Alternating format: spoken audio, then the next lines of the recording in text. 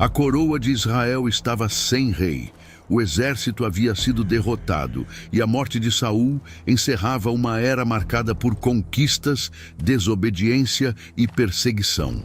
Mas enquanto muitos poderiam enxergar naquele momento a oportunidade perfeita para ocupar o trono, Davi reagiu de maneira completamente diferente. No capítulo 1 de 2 Samuel, Davi ainda estava em Ziclag, retornando de uma campanha contra os amalequitas. Havia apenas 2 dias que ele estava novamente na cidade, quando um homem chegou do acampamento de Israel com as roupas rasgadas e terra sobre a cabeça, sinais públicos de luto e calamidade. Ao aproximar-se, ele se inclinou diante de Davi e anunciou que o exército de Israel havia fugido. Muitos haviam caído no confronto e Saul e Jonatas estavam mortos. A notícia atingia diretamente o futuro de Davi. Saul, que durante anos o havia perseguido, não estava mais vivo. O caminho para o trono parecia aberto. Ainda assim, Davi não celebrou. Ele quis saber como aquele homem conhecia os acontecimentos, e o mensageiro afirmou que havia encontrado Saul gravemente ferido no Monte Gilboa e, a pedido do próprio rei, teria encerrado sua vida. Em seguida, entregou a Davi a coroa e o bracelete que pertenciam a Saul, provavelmente esperando ser recompensado por ter trazido a prova da morte daquele que perseguia Davi. A reação foi exatamente o contrário. Davi rasgou suas roupas, e os homens que estavam com ele fizeram o mesmo. Eles choraram, jejuaram e lamentaram por Saul, por Jonatas e pelo povo de Israel. Para Davi, a morte de Saul não era apenas a queda de um adversário. Saul continuava sendo o rei que havia sido ungido para governar Israel. E Jonatas era o amigo com quem Davi havia firmado uma aliança de lealdade. O relato desse amalequita é diferente da descrição encontrada no final de 1 Samuel, onde Saul cai sobre a própria espada depois que seu escudeiro se recusa a matá-lo. A explicação mais natural é que o homem tenha criado uma versão que acreditava ser vantajosa, imaginando que Davi recompensaria quem afirmasse ter eliminado Saul. O texto não confirma sua história como verdadeira. Ele registra o que o mensageiro disse e mostra como Davi reagiu àquela declaração. Davi ordenou que o homem fosse punido por afirmar que havia levantado a mão contra o ungido do Senhor. A questão não era vingança pessoal. Davi já havia se recusado 2 vezes a matar Saul quando teve oportunidade. Agora, mesmo depois da morte do rei, ele mantinha a mesma posição. Não construiria sua ascensão sobre a eliminação de quem Deus havia colocado no trono. Então Davi compôs uma lamentação por Saul e Jonatas.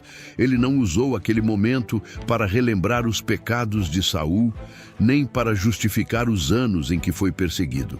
Em seu cântico, recordou a força dos guerreiros de Israel, lamentou a derrota no Monte Gilboa e expressou sua profunda dor pela perda de Jonatas. Davi honrava o que havia de digno na história de Saul e preservava a memória de sua amizade com o filho do rei. A história avança para o capítulo 2 de 2 Samuel. Com Saul morto, Davi não marcha imediatamente para tomar Jerusalém, nem convoca as tribos para proclamá-lo rei. Antes de qualquer movimento político, ele consulta o Senhor e pergunta se deve subir a alguma cidade de Judá. A resposta é positiva.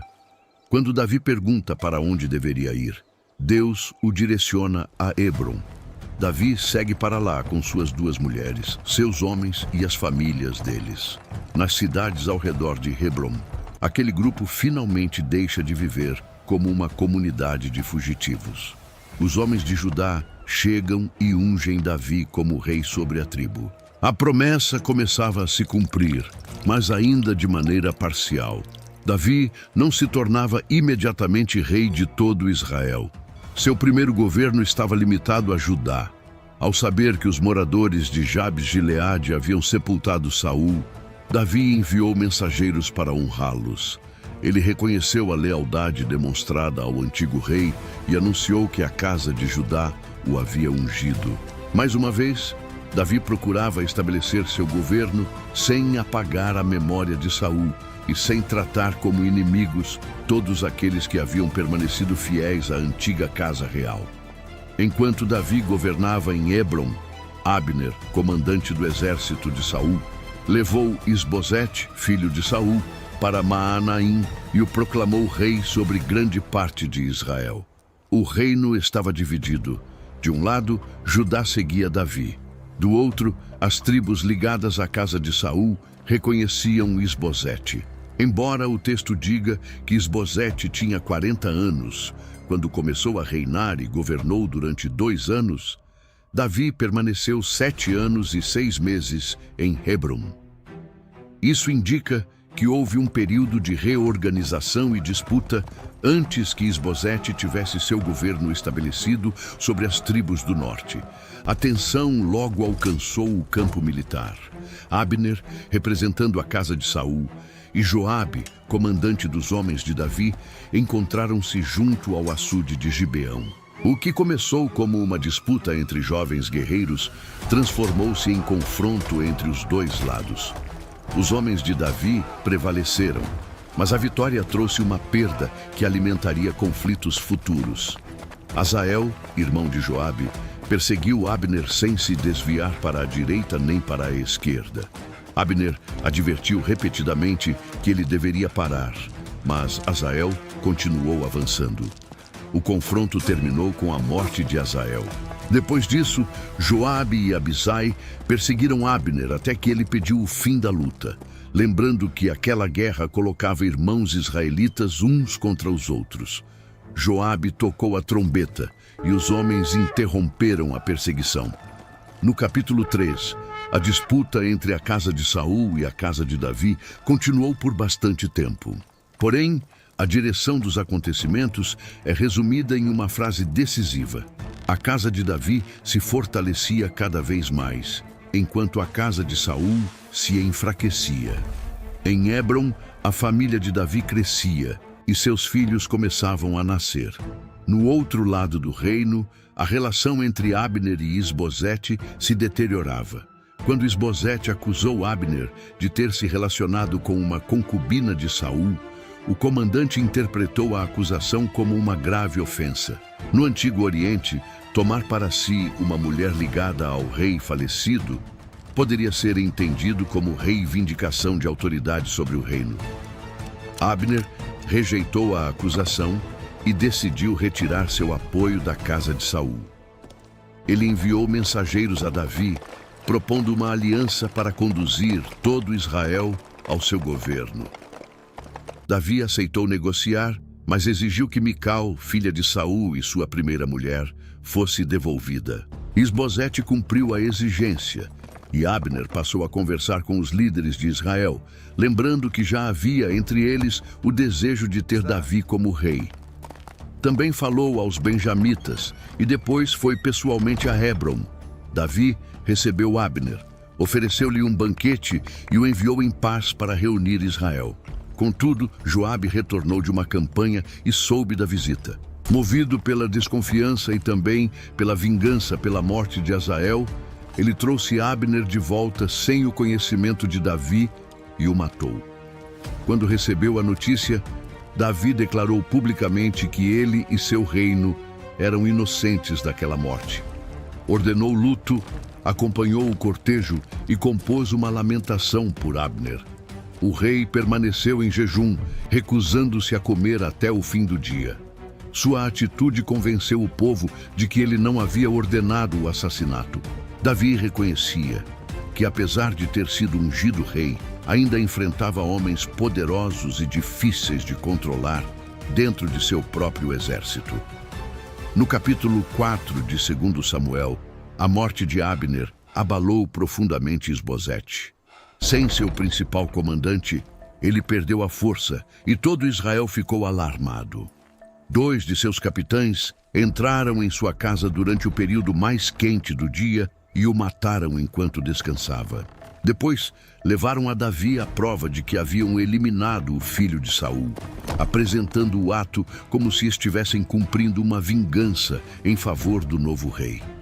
Mais uma vez, homens violentos imaginaram que Davi recompensaria uma traição cometida contra a casa de Saul. E mais uma vez, Davi rejeitou esse caminho. Ele recordou o que havia feito com o mensageiro que anunciou a morte de Saul e deixou claro que não aceitaria a morte de um homem indefeso como instrumento para fortalecer seu governo.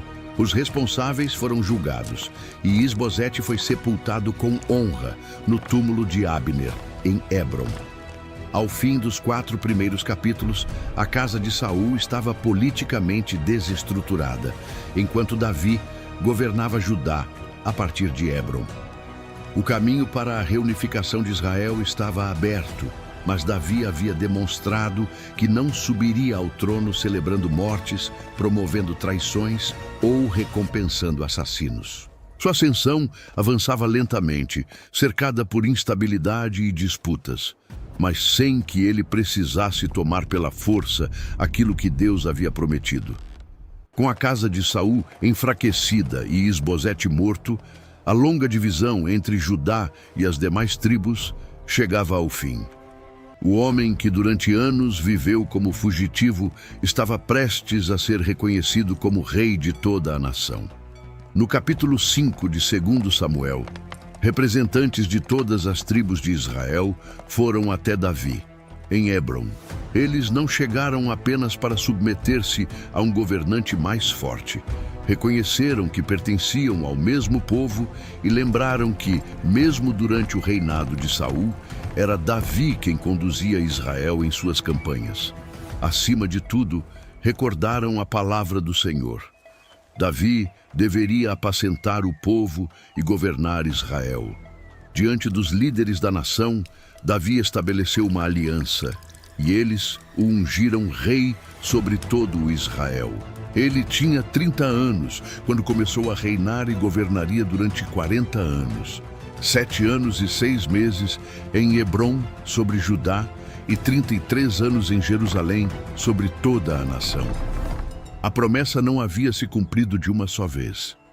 Davi fora ungido ainda jovem por Samuel, mas precisou atravessar anos de serviço, perseguição, exílio, espera e divisão política.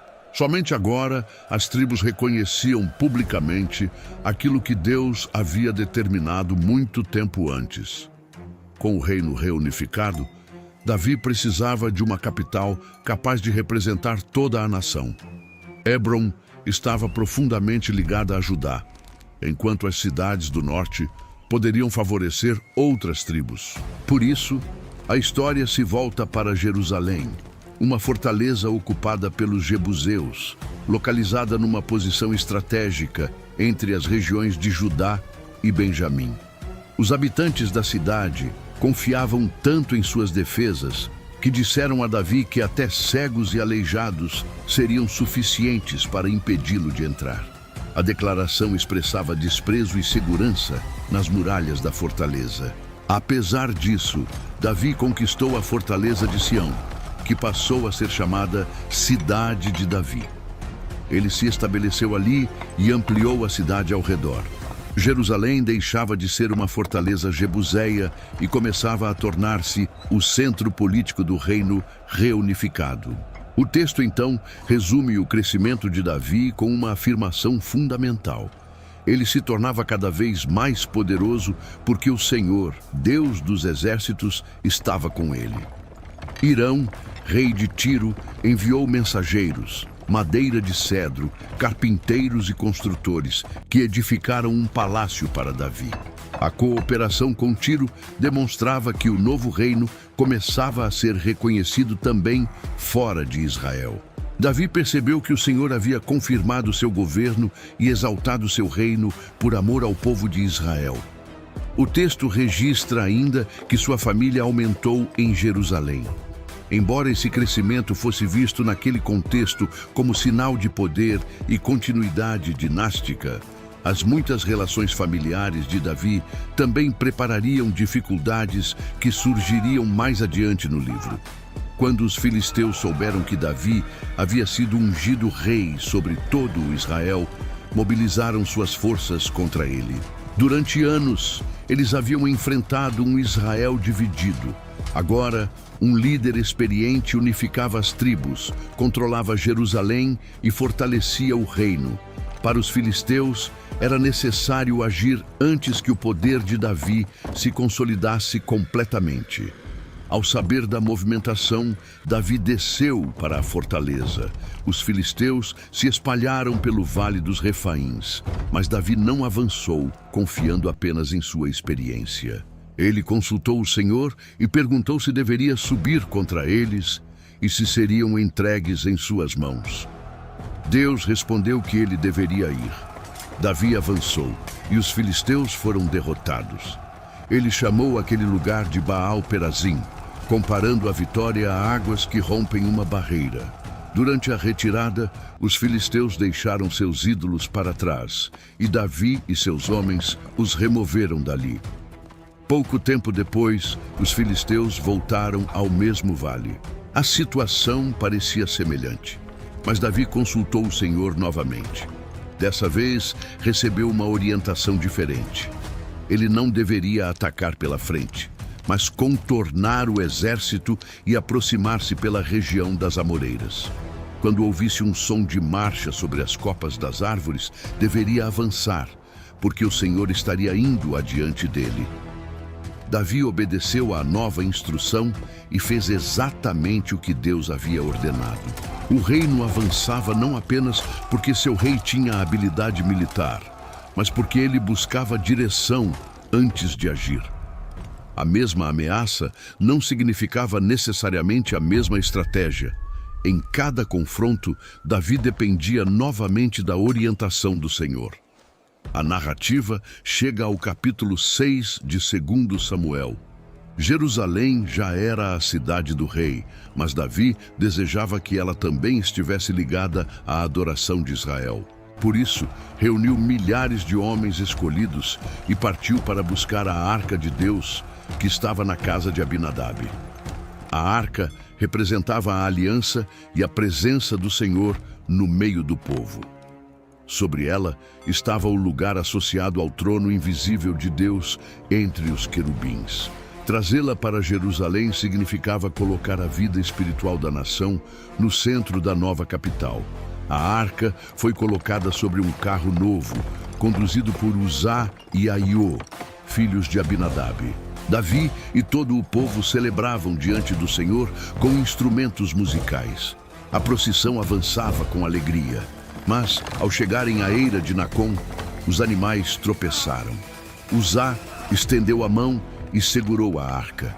Naquele momento, ele foi atingido e morreu diante de Deus. A celebração foi interrompida. Davi ficou profundamente abalado e naquele dia teve medo do Senhor. Ele perguntou como poderia levar a arca consigo e decidiu não transportá-la imediatamente para Jerusalém. Em vez disso, ela foi levada para a casa de Obed-edom, o geteu. A dificuldade desse episódio está no fato de que Uzá parece ter agido com boa intenção. Contudo, a lei determinava que os objetos sagrados fossem transportados pelos levitas de maneira específica e advertia que não deveriam ser tocados. A arca estava sendo levada sobre um carro e não carregada conforme havia sido ordenado. O texto mostra que sinceridade e entusiasmo não substituem a obediência quando aquilo que é santo está sendo tratado. A arca permaneceu 3 meses na casa de Obed-edom, e o Senhor abençoou sua família e tudo o que ele possuía. Quando Davi soube da bênção, decidiu retomar a jornada. Dessa vez, a narrativa descreve aqueles que carregavam a arca, indicando que o transporte estava sendo feito com maior cuidado e reverência. Depois que os carregadores deram 6 passos, Davi ofereceu sacrifícios. Vestido com uma estola sacerdotal de linho, ele dançava diante do Senhor com todas as suas forças. Assim, Davi e toda a casa de Israel conduziram a arca para Jerusalém entre celebrações e som de trombeta. Quando a arca entrou na cidade de Davi, Mical, filha de Saul, observou tudo de uma janela. Ao ver o rei saltando e dançando diante do Senhor, ela o desprezou em seu coração. A arca foi colocada na tenda que Davi havia preparado. Ele ofereceu sacrifícios, abençoou o povo em nome do Senhor dos Exércitos e distribuiu alimento a toda a multidão.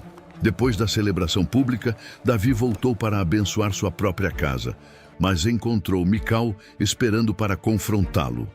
Com ironia, ela acusou o rei de ter se exposto diante dos servos como alguém sem dignidade. Davi respondeu que havia celebrado diante do Senhor, aquele que o escolhera no lugar de Saul e de sua casa para governar Israel. Ele estava disposto a humilhar-se ainda mais, porque sua celebração não era uma apresentação para preservar a imagem do rei, mas uma expressão de alegria diante de Deus. O capítulo termina informando que Mical não teve filhos até o dia de sua morte.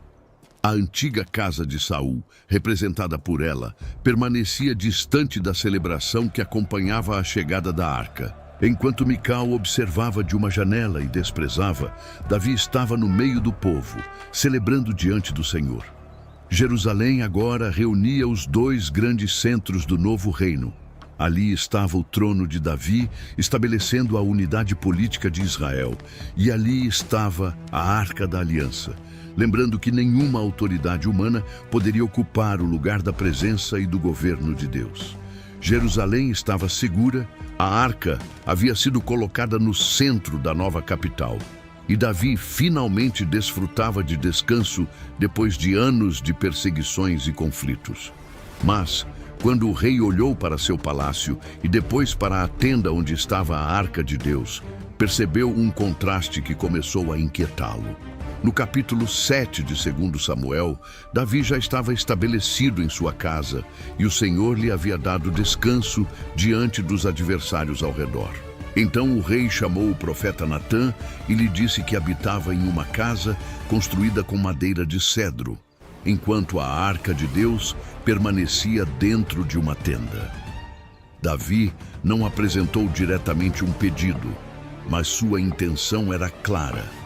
Ele desejava construir um templo permanente para o Senhor. Natã considerou aquela ideia boa e respondeu que Davi poderia fazer tudo o que estava em seu coração, pois o Senhor estava com ele. Naquela mesma noite, porém, a palavra de Deus veio ao profeta. Natã havia respondido de acordo com sua própria percepção, mas agora o Senhor mostraria que o plano divino era diferente. Davi desejava construir uma casa para Deus, mas seria Deus quem primeiro construiria uma casa para Davi. O Senhor ordenou que Natã perguntasse ao rei se seria ele quem edificaria uma casa para sua habitação. Desde o momento em que havia tirado Israel do Egito, Deus havia acompanhado o povo por meio do tabernáculo. Durante todo aquele período, nunca havia exigido dos líderes de Israel que construíssem para ele um templo de cedro. Então, a mensagem voltou-se diretamente para a história de Davi. Deus o havia tirado das pastagens, onde cuidava das ovelhas, e o havia colocado como governante sobre Israel. Estivera com ele por onde quer que andasse, eliminara os obstáculos diante dele, e estava tornando seu nome conhecido entre os grandes da terra. Davi poderia olhar para Jerusalém, para o palácio e para o reino reunificado, mas nada daquilo havia começado com sua capacidade pessoal.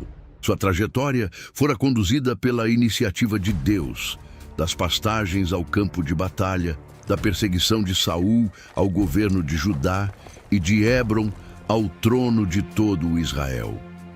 O Senhor também prometeu estabelecer um lugar seguro para seu povo.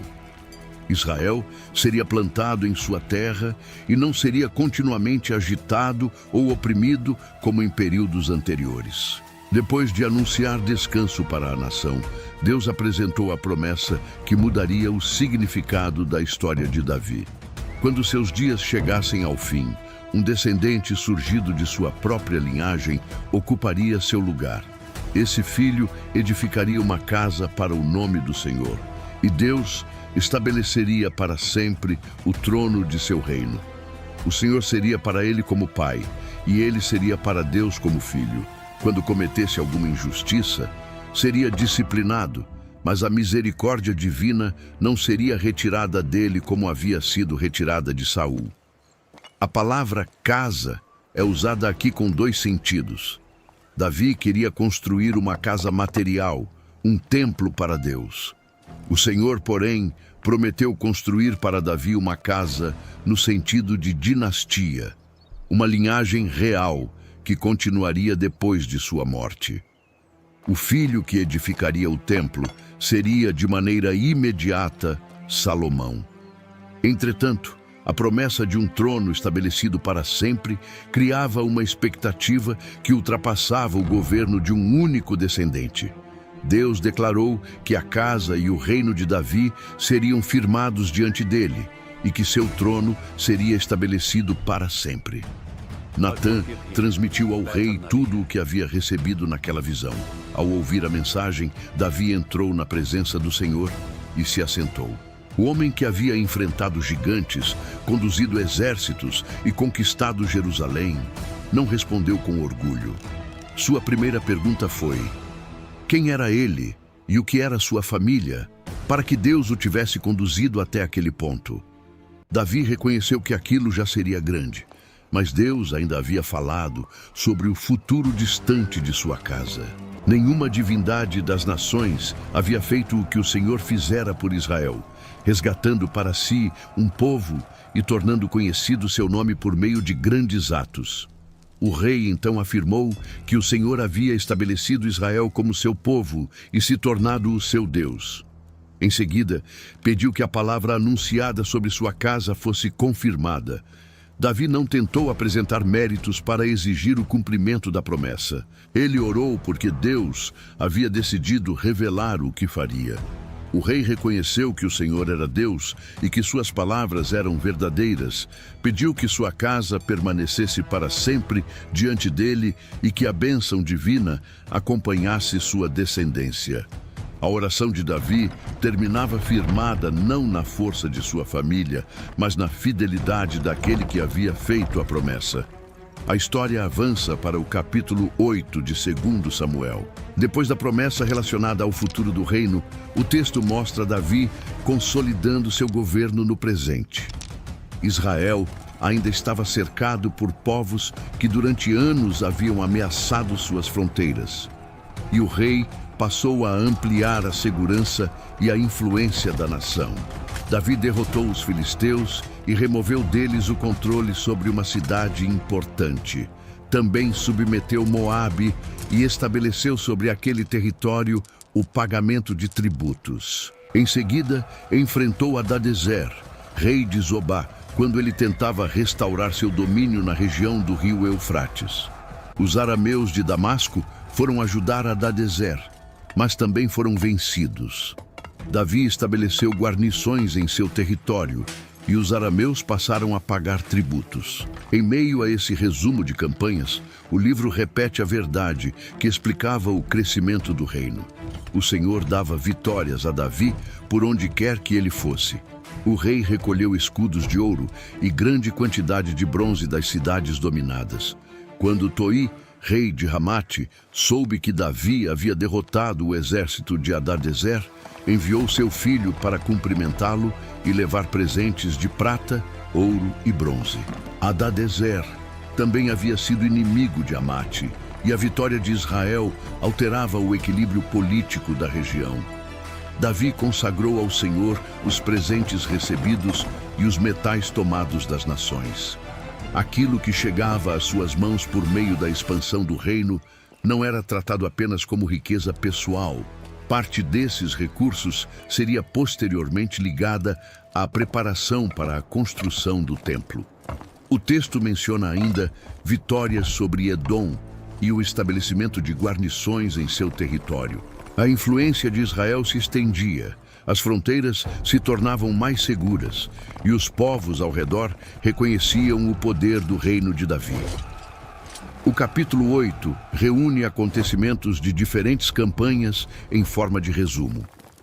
Seu objetivo principal não é descrever cada batalha detalhadamente, mas mostrar o resultado daquele período. Os antigos inimigos foram contidos, as fronteiras foram fortalecidas e Israel alcançou uma estabilidade que não havia experimentado nos anos de divisão. Entretanto, o capítulo não termina nos campos de guerra. Depois de mostrar o crescimento territorial, a narrativa volta-se para a administração interna. Davi reinava sobre todo o Israel e exercia justiça e retidão para com todo o povo. Joabe comandava o exército. Josafá era responsável pelos registros. Zadoque e Aimeleque serviam como sacerdotes. Seraías atuava como secretário e Benaia liderava a guarda pessoal do rei. Os filhos de Davi também ocupavam funções de destaque dentro do governo. O reino estava sendo organizado. Havia comando militar, preservação de registros, serviço sacerdotal, administração e proteção real. Davi não governava apenas conduzindo campanhas. Ele estabelecia uma estrutura para manter a unidade e administrar a justiça entre as tribos. Os capítulos 7 e 8 colocam lado a lado as duas dimensões do reinado. No capítulo 7, Deus anuncia o futuro da casa de Davi e promete continuidade à sua linhagem. No capítulo 8, o reino é consolidado no presente por meio de segurança territorial, reconhecimento entre as nações e uma administração marcada por justiça e retidão. Depois de consolidar o reino e estabelecer sua administração, Davi voltou os olhos para uma promessa feita muitos anos antes. Em vez de usar seu poder para eliminar os últimos descendentes de Saul, ele procurou alguém a quem pudesse demonstrar bondade por causa de Jonatas. No capítulo 9 de 2 Samuel, Davi perguntou se ainda havia alguém da casa de Saul a quem ele pudesse tratar com misericórdia. A pergunta era incomum para o contexto político daquele tempo. Quando uma nova dinastia assumia o poder, os descendentes do antigo rei poderiam ser considerados ameaças ao trono, e por isso, muitas vezes eram perseguidos ou afastados. Davi, porém, não buscava um inimigo. Ele procurava alguém a quem pudesse favorecer por causa da aliança que havia feito com Jonatas. Um antigo servo da casa de Saul, chamado Ziba, foi levado à presença do rei. Davi perguntou se ainda existia algum descendente daquela família a quem ele pudesse demonstrar a bondade de Deus. Ziba respondeu que havia um filho de Jonatas, chamado Mefibosete, que tinha dificuldades para andar. Mefibosete vivia em Lodebar, na casa de Maquir, filho de Amiel. A região ficava distante de Jerusalém, do outro lado do Jordão. Quando recebeu a ordem para comparecer diante de Davi, ele provavelmente não sabia quais eram as intenções do rei. Como neto de Saul e filho de Jonatas, sua existência ainda o ligava à antiga casa real. Ao entrar na presença de Davi, Mefibosete se prostrou com o rosto em terra. O rei chamou seu nome e ele respondeu colocando-se como servo. Então, Davi disse que ele não deveria ter medo. Aquelas palavras mudaram completamente o ambiente.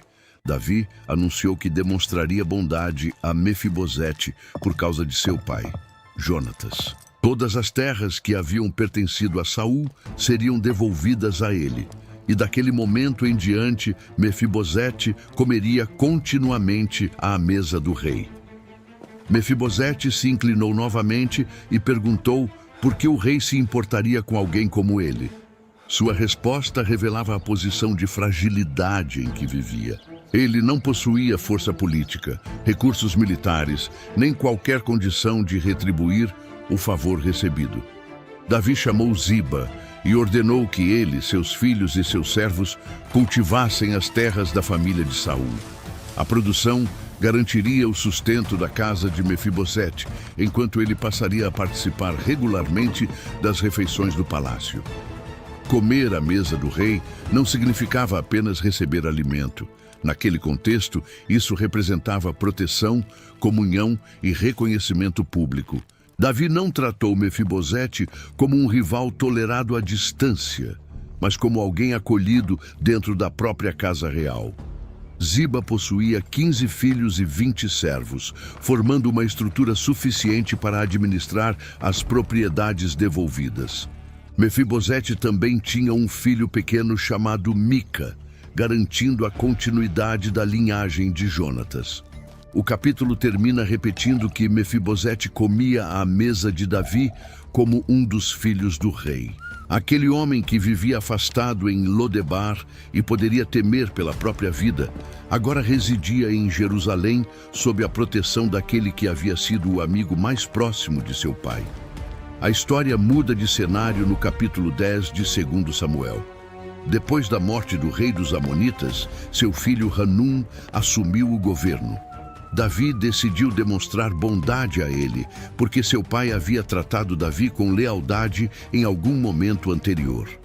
O rei enviou mensageiros para consolar Hanum pela morte de seu pai. A iniciativa era diplomática e buscava preservar uma relação pacífica entre os dois reinos.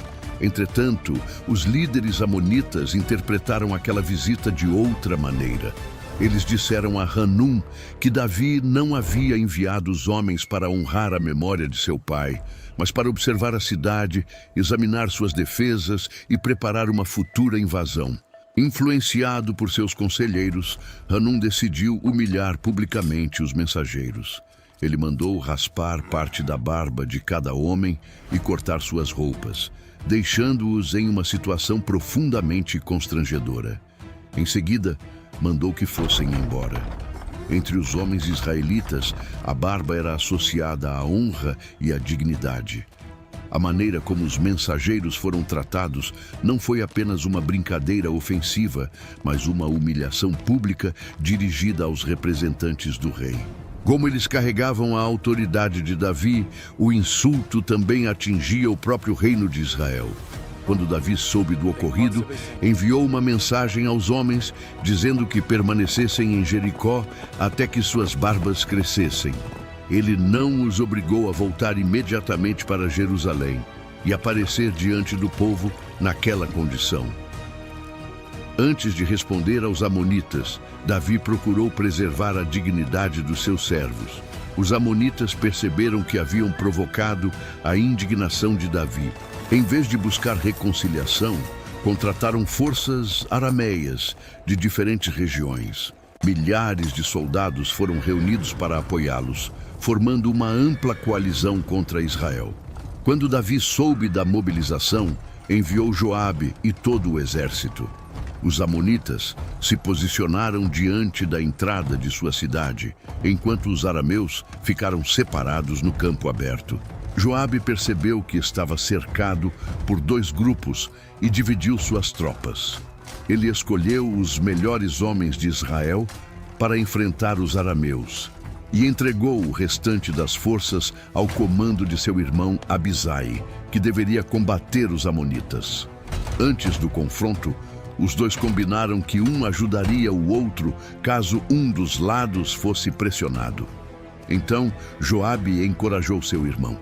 Eles deveriam agir com coragem pelo povo e pelas cidades de Deus, deixando o resultado nas mãos do Senhor. Não havia garantia de que a situação seria fácil. Israel precisava enfrentar inimigos em duas frentes, manter suas posições e impedir que os grupos adversários se unissem. Quando Joabe avançou, os arameus recuaram. Ao perceberem isso, os amonitas também deixaram sua posição e voltaram para dentro da cidade.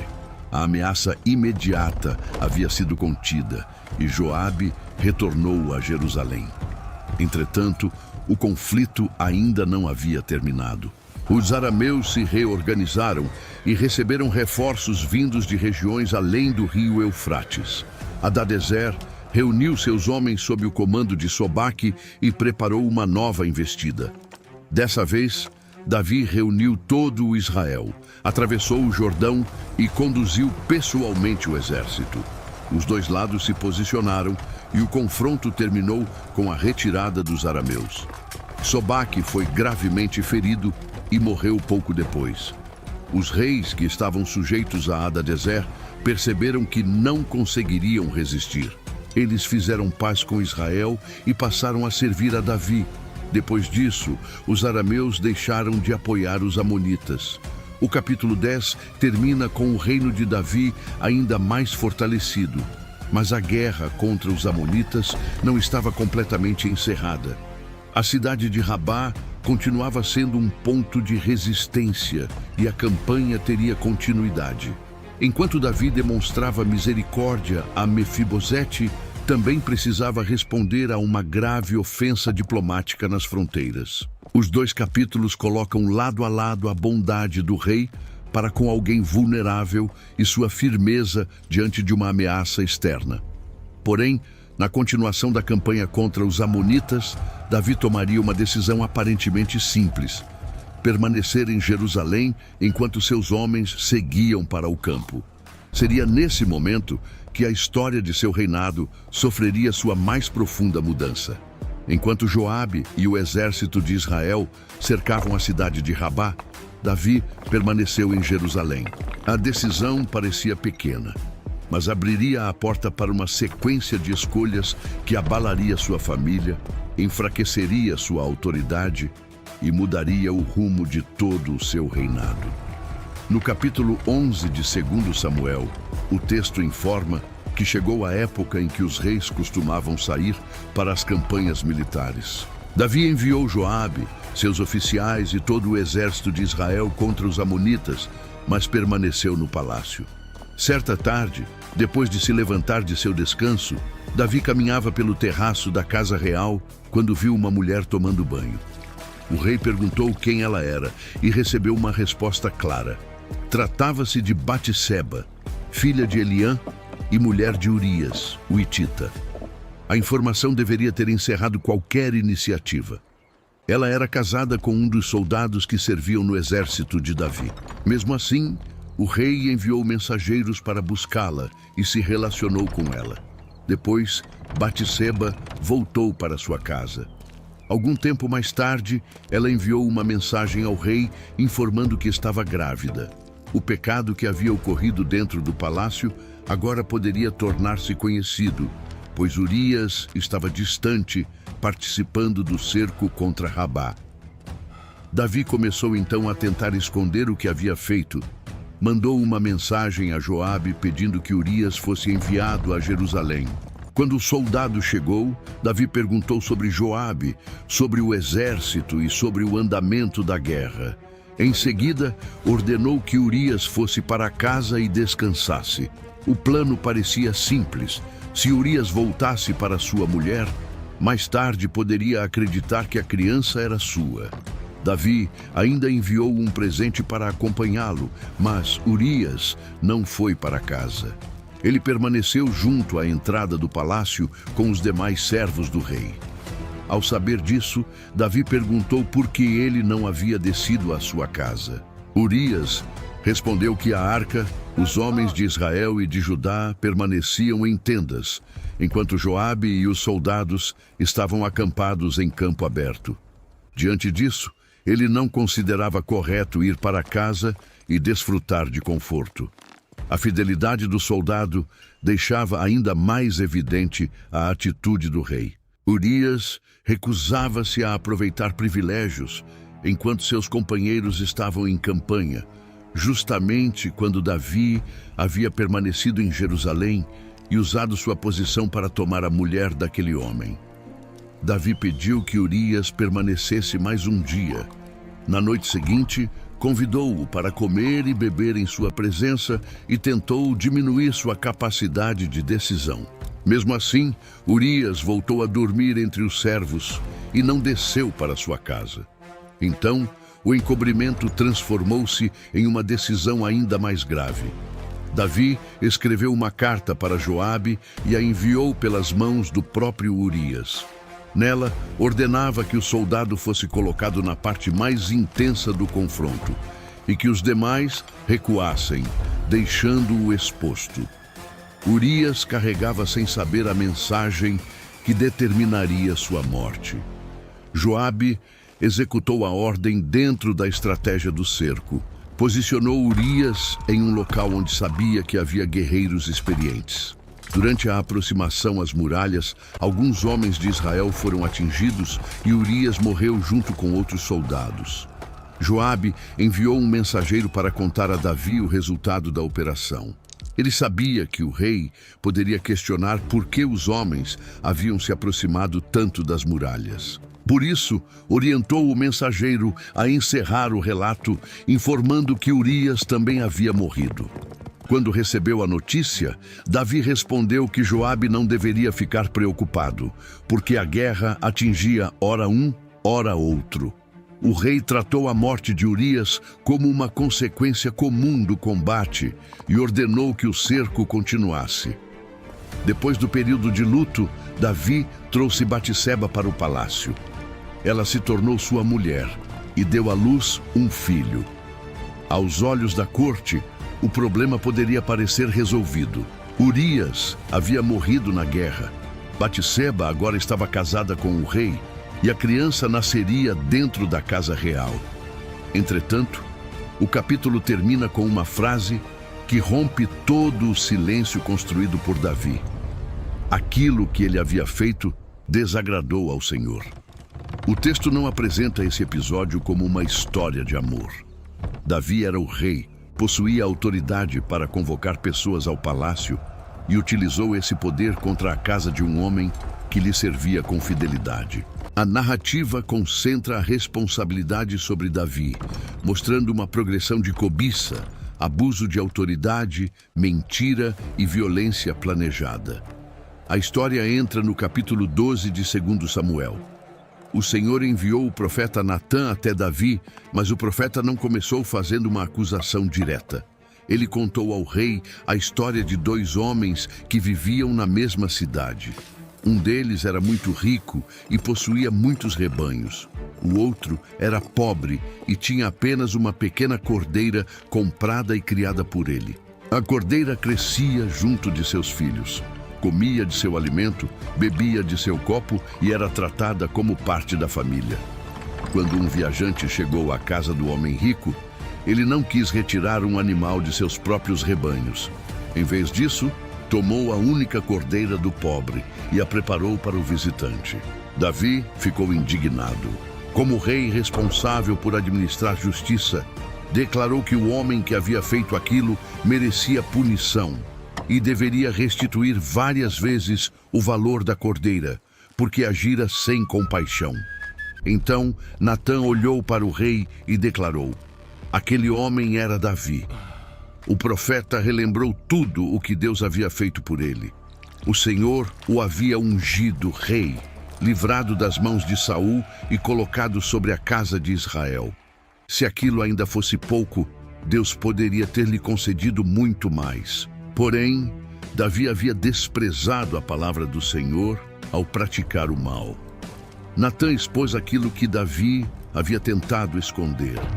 Ele havia tomado a mulher de Urias e provocado a morte do soldado por meio dos amonitas. Por isso, a violência não se afastaria de sua casa. Davi havia agido secretamente, mas as consequências apareceriam diante de Israel. Sem apresentar desculpas, Davi respondeu que havia pecado contra o Senhor. Natã declarou que o Senhor havia removido seu pecado e que ele não morreria. Contudo, as consequências não desapareceriam completamente. O filho que havia nascido daquela relação ficaria gravemente enfermo. O perdão recebido por Davi não significou que todos os efeitos de suas decisões seriam anulados. O rei foi poupado da morte e permaneceu dentro da aliança. Mas aquilo que havia plantado começaria a produzir sofrimento dentro de sua própria família. Segundo Samuel passa, a partir daqui, do período de expansão do reino para um período marcado por desordem doméstica, conflitos e rebeliões. Davi buscou a Deus pela criança, jejuou, passou a noite deitado no chão e recusou-se a comer, apesar das tentativas de seus servos. Durante 7 dias, permaneceu em profunda aflição, esperando que o Senhor pudesse ter misericórdia. No 7º dia, a criança morreu. Os servos ficaram com medo de contar ao rei, imaginando que ele reagiria de forma ainda mais intensa. Davi percebeu os cochichos e perguntou diretamente se o menino havia morrido. Quando confirmaram, ele se levantou do chão, lavou-se, trocou suas roupas e entrou na casa do Senhor para adorar. Depois voltou ao palácio e pediu alimento. Os servos não compreenderam. Enquanto a criança estava viva, Davi havia jejuado e chorado. Depois da morte, levantou-se e voltou a comer. Ele explicou que, enquanto o menino vivia, ainda havia esperança de que Deus pudesse ter misericórdia. Depois da morte, o jejum não poderia trazê-lo de volta. Davi consolou Batseba, e algum tempo depois, ela deu à luz outro filho, chamado Salomão. O texto afirma que o Senhor o amou. Por meio do profeta Natã, ele também recebeu o nome Gedidias, que expressava o amor do Senhor. A disciplina havia sido severa, mas a promessa feita à casa de Davi não havia sido cancelada. Daquela mesma família surgiria o filho que mais tarde construiria o templo e ocuparia o trono. Enquanto isso, Joabe continuava a campanha contra Rabá. Depois de conquistar a parte estratégica da cidade, enviou mensageiros a Davi, pedindo que ele reunisse o restante do exército e viesse concluir a tomada da capital amonita para que a vitória não fosse atribuída somente ao comandante. Davi reuniu as tropas, foi até Rabá e assumiu o controle da cidade. A coroa do rei amonita foi colocada sobre sua cabeça e grandes riquezas foram levadas para Jerusalém. As demais cidades dos amonitas também ficaram sob o domínio de Israel. Por fora, o reino continuava avançando. Davi ainda ocupava o trono. Os inimigos eram contidos e as riquezas chegavam à capital. Dentro de sua casa, porém, uma sentença já havia sido anunciada. O pecado escondido fora revelado. O rei havia sido perdoado, mas as consequências começariam a surgir entre seus próprios filhos. A sentença anunciada pelo profeta Natã começava agora a alcançar o interior do palácio. Davi continuava governando Israel, mas dentro de sua própria casa surgiam desejos desordenados, injustiças não enfrentadas e ressentimentos que cresceriam em silêncio. No capítulo 13 de 2 Samuel, Amnon, filho mais velho de Davi, passou a desejar Tamar, sua meia-irmã. Ela era filha de Davi e irmã de Absalão. O texto deixa claro que Tamar era uma jovem íntegra e que o desejo de Amnon não poderia ser realizado de maneira legítima. Amnon ficou tão perturbado que seu estado se tornou visível. Seu primo Jonadab, descrito como um homem muito astuto, percebeu a mudança e perguntou por que o filho do rei parecia cada dia mais abatido. Quando Amnon revelou seu desejo por Tamar, Jonadab não procurou corrigi-lo. Em vez disso, elaborou um plano que permitiria ao príncipe ficar sozinho com ela. Seguindo o conselho, Amnon deitou-se e fingiu estar doente. Quando Davi foi visitá-lo, o filho pediu que Tamar fosse enviada para preparar alimento diante dele. Davi aceitou o pedido sem perceber o perigo e mandou que a jovem fosse à casa do irmão. Tamar chegou, preparou a comida e a levou até Amnon. Ele, porém, recusou-se a comer diante dos servos e ordenou que todos saíssem. Quando ficaram sozinhos, revelou suas intenções. Tamar tentou fazê-lo parar, pediu que não cometesse aquela desonra e lembrou que tal atitude não deveria acontecer em Israel. Ela também mostrou que as consequências atingiriam os dois. Sua vida seria marcada pela vergonha e Amnon seria conhecido como alguém que havia praticado uma grande perversidade. Em sua aflição, Tamar ainda sugeriu que ele falasse com o rei, tentando encontrar qualquer caminho que impedisse a violência naquele momento. Amnon não lhe deu ouvidos e usou sua força e posição contra ela. O relato deve ser entendido como uma grave violência cometida por Amnon e não como um relacionamento consentido. Tamar rejeitou claramente sua proposta, apresentou razões para que ele parasse e tentou escapar daquela situação. A narrativa bíblica coloca a culpa sobre Amnon e preserva as palavras de Tamar para mostrar que ela não participou voluntariamente do pecado. Depois de conseguir o que desejava, o sentimento de Amnon mudou de forma repentina. O texto diz que o ódio que passou a sentir por Tamar foi maior do que o desejo anterior. Ele ordenou que ela fosse embora, mas Tamar respondeu que expulsá-la daquela maneira aumentaria ainda mais a injustiça cometida. Amnon não quis ouvi-la. Chamou um servo, mandou retirar Tamar de sua presença e fechar a porta. Ela vestia uma túnica especial, usada pelas filhas solteiras do rei. Tamar colocou cinzas sobre a cabeça, rasgou sua roupa e saiu chorando, com a mão sobre a cabeça, sinal público de humilhação e profunda tristeza. Absalão percebeu o que havia acontecido. Ele perguntou se Amnon havia estado com ela e levou Tamar para sua própria casa, onde ela passou a viver em desolação. Absalão não confrontou Amnon imediatamente. Não falava com ele nem bem nem mal, mas guardava dentro de si o ódio pelo que havia sido feito contra sua irmã. Quando Davi soube de tudo, ficou profundamente indignado.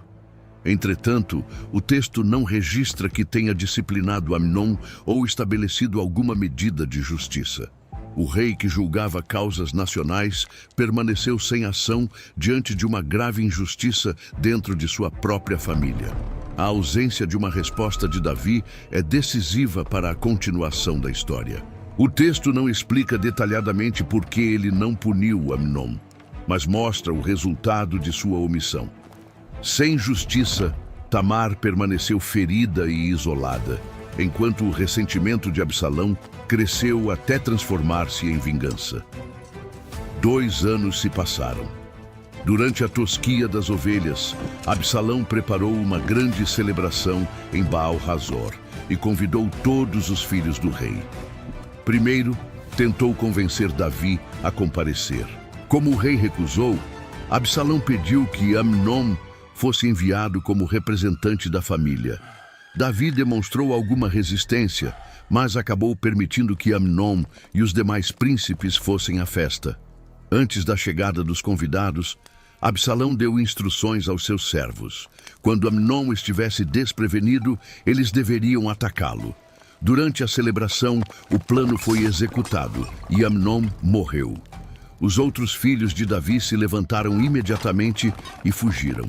A vingança de Absalão havia atingido o herdeiro mais velho do rei e transformado uma festa familiar em uma nova tragédia dentro da casa real. Antes que os príncipes retornassem, chegou a Jerusalém a falsa notícia de que Absalão havia matado todos os filhos do rei. Davi rasgou suas roupas e se lançou por terra, enquanto seus servos permaneceram ao redor com sinais de luto. Jonadab, que havia ajudado Amnon a preparar o encontro com Tamar, afirmou que apenas Amnon havia morrido. Segundo ele, Absalão planejava aquilo desde o dia em que sua irmã havia sido violentada. Pouco depois, os vigias avistaram um grupo se aproximando. Eram os filhos do rei retornando. Quando chegaram, choraram em alta voz, e Davi e seus servos também se entregaram ao lamento. Absalão, porém, fugiu para Gesur e procurou proteção junto de Talmai, rei daquela região, e seu avô materno. Ali permaneceu durante 3 anos, distante de Jerusalém.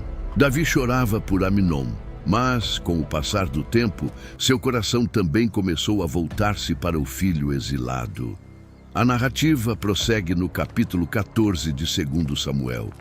Joabe percebeu o estado emocional do rei e decidiu criar uma situação que o levasse a tratar do retorno de Absalão. Para isso, enviou uma mulher sábia de Tecoa até o palácio e orientou-a sobre o que deveria dizer. Vestida como alguém que estava de luto havia muito tempo, ela apresentou-se diante de Davi e contou uma história. Disse que era viúva e tinha 2 filhos. Os irmãos haviam brigado no campo e um deles havia matado o outro. Agora, toda a família exigia que o filho sobrevivente fosse entregue para morrer. Se isso acontecesse, explicou a mulher, ela perderia também o único filho que lhe restava, e a memória de seu marido desapareceria da terra. Davi prometeu examinar o caso, e depois da insistência dela, garantiu que ninguém faria mal ao jovem. Então a mulher aplicou a própria decisão do rei à situação de Absalão. Se Davi estava disposto a proteger o filho banido de uma viúva, por que não procurava uma forma de trazer de volta aquele que estava afastado de Israel?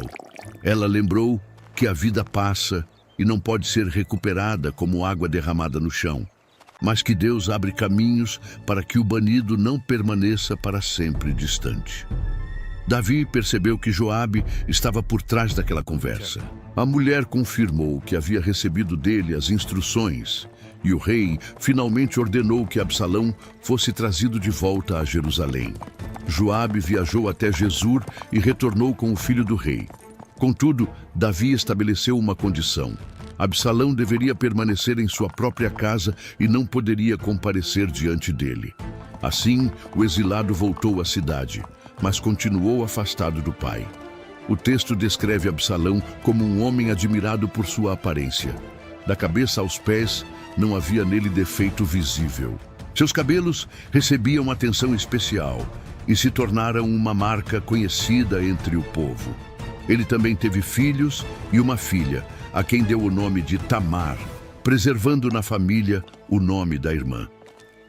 Durante 2 anos inteiros, Absalão viveu em Jerusalém sem ver o rosto do rei.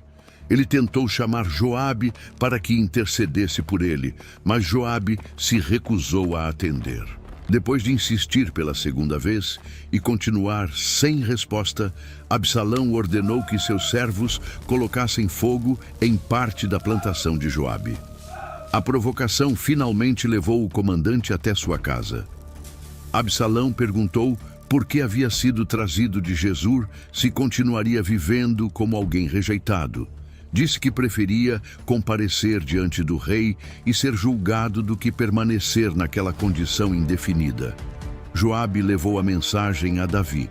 Absalão entrou no palácio, prostrou-se com o rosto em terra e o rei o beijou. O gesto indicava uma restauração pública, mas o texto não registra uma conversa sobre Tamar, Aminon, a vingança ou os anos de afastamento. Absalão havia retornado à presença do rei, porém as raízes da crise continuavam intactas. A reconciliação aconteceu diante da corte, mas nenhuma ferida profunda havia sido realmente tratada. A reconciliação entre Davi e Absalão havia acontecido diante do palácio, mas não dentro da família. Agora, o filho do rei usaria sua aparência, sua influência e as falhas do governo para transformar ressentimento em uma conspiração nacional. No capítulo 15 de 2 Samuel, Absalão adquiriu uma carruagem, cavalos e 50 homens que corriam diante dele. Aquele cortejo não servia apenas para deslocamento. Era uma demonstração pública de poder, preparada para fazer com que o filho do rei parecesse alguém já pronto para governar. Todas as manhãs, Absalão se levantava cedo e ficava junto ao caminho que levava à entrada da cidade. Era ali que as pessoas se apresentavam para buscar uma decisão do rei. Quando alguém chegava com uma causa, Absalão perguntava de qual cidade e tribo aquela pessoa vinha. Depois de ouvir brevemente o problema, ele afirmava que a causa parecia justa, mas dizia que não havia ninguém designado pelo rei para escutá-la. Em seguida, sugeria que, se fosse colocado como juiz da terra, atenderia todos aqueles que procurassem justiça. Quando alguém se aproximava para se inclinar diante dele, Absalão estendia a mão, abraçava e beijava aquela pessoa. Assim, dia após dia, construía a imagem de um líder próximo, acessível e preocupado com o povo. O texto resume o resultado desse trabalho silencioso. Absalão furtava o coração dos homens de Israel. Ele não acusava Davi abertamente todos os dias. Em vez disso, insinuava que o governo estava distante e que os problemas das pessoas não recebiam atenção.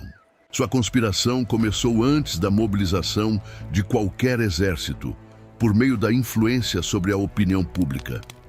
Depois de consolidar seu apoio, Absalão pediu autorização para viajar a Hebrom, alegando que precisava cumprir um voto feito ao Senhor enquanto estava em Jesur. Davi permitiu que ele fosse em paz. Hebrom havia sido o primeiro centro do governo de Davi e o lugar onde ele fora ungido rei sobre Judá. Ao escolher aquela cidade para iniciar sua revolta, Absalão ligava sua ambição a um local carregado de significado político. Mensageiros secretos foram enviados por todas as tribos. Quando o som das trombetas fosse ouvido, eles deveriam anunciar que Absalão havia se tornado rei em Hebrom. 200 homens saíram de Jerusalém com ele, sem saber da conspiração, dando à viagem a aparência de uma grande comitiva legítima. Absalão também chamou Aitofel, um dos conselheiros mais respeitados de Davi. O apoio daquele homem dava credibilidade à rebelião, e o número dos que seguiam Absalão aumentava continuamente.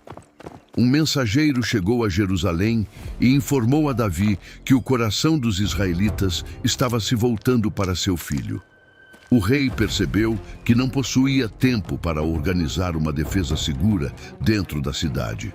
Por isso, ordenou que seus servos se preparassem para fugir.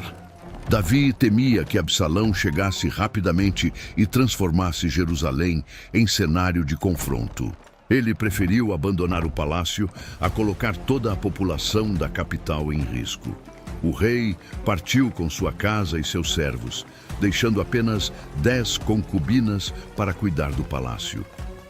A saída foi marcada por silêncio e tristeza.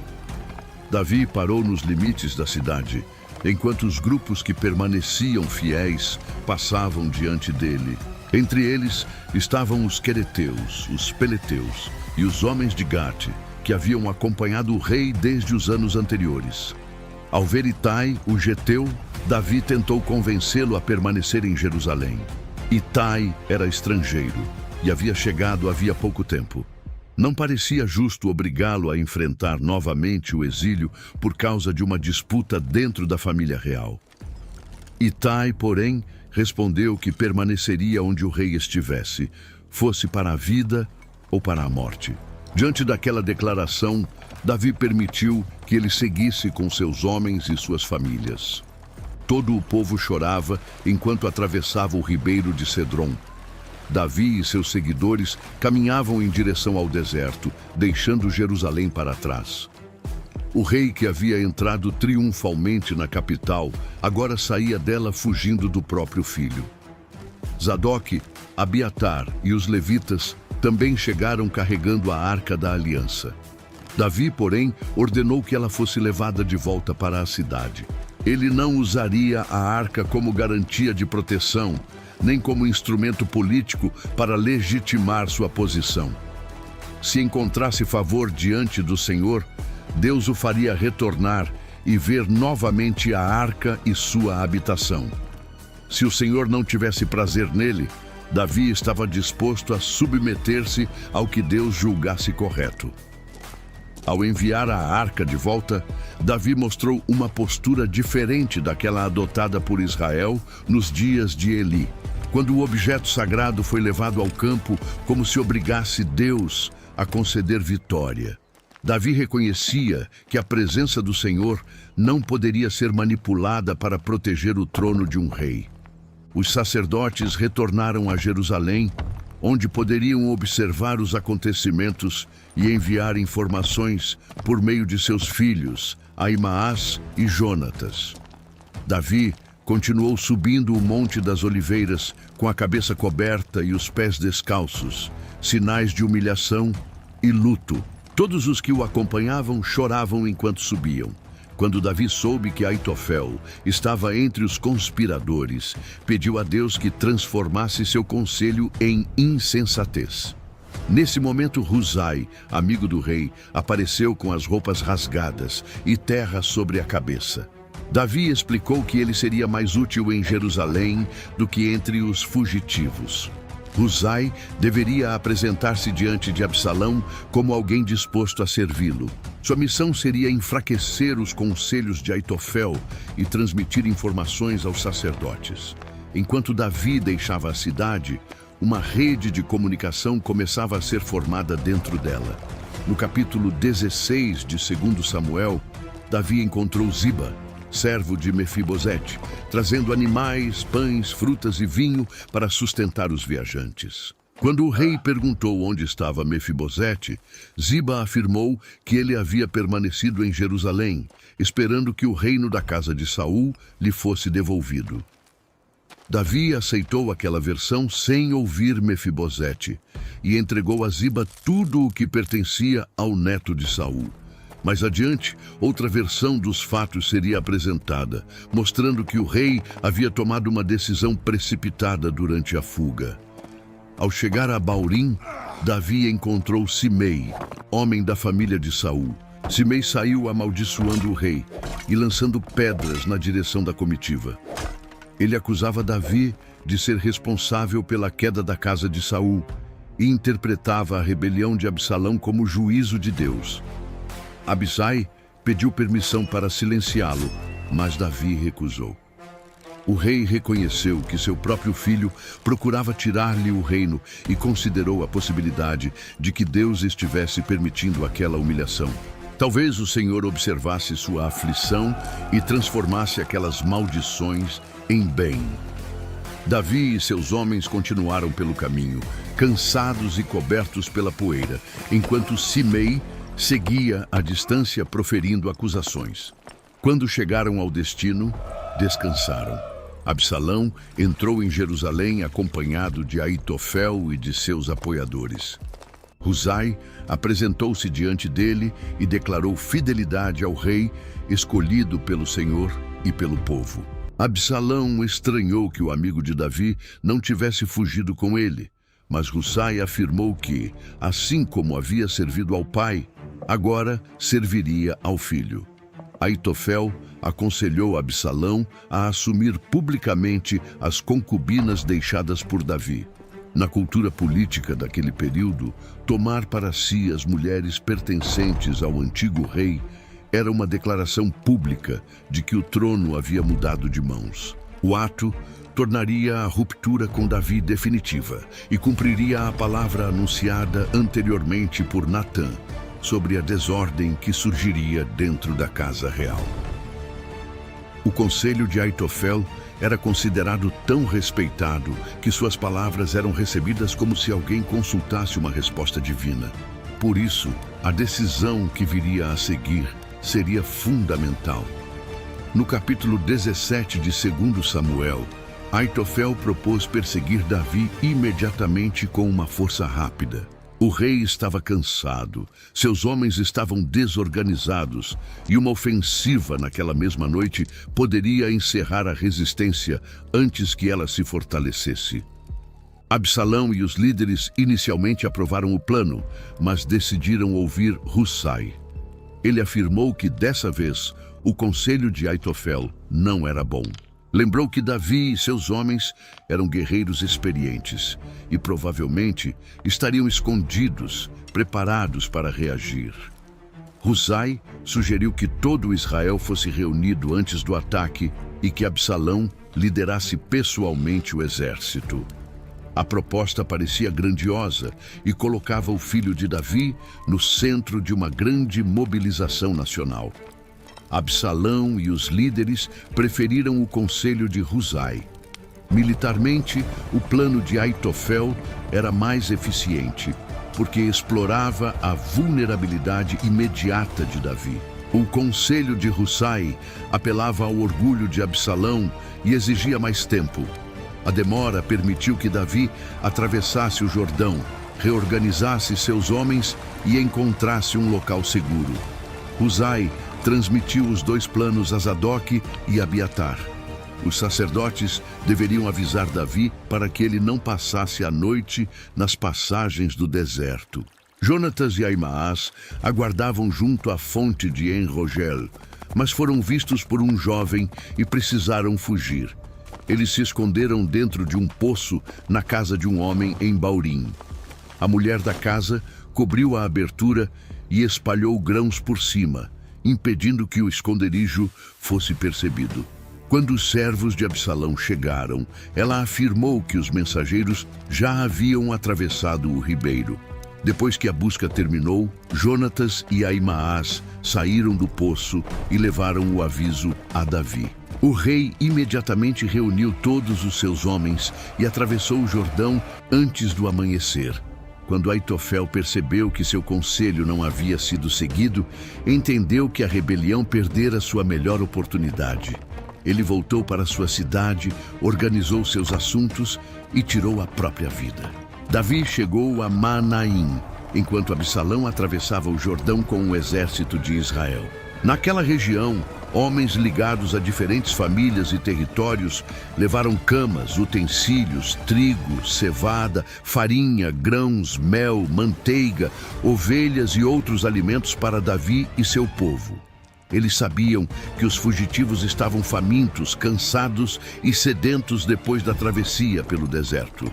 O rei havia perdido o palácio e parte do apoio de Israel, mas não estava sozinho.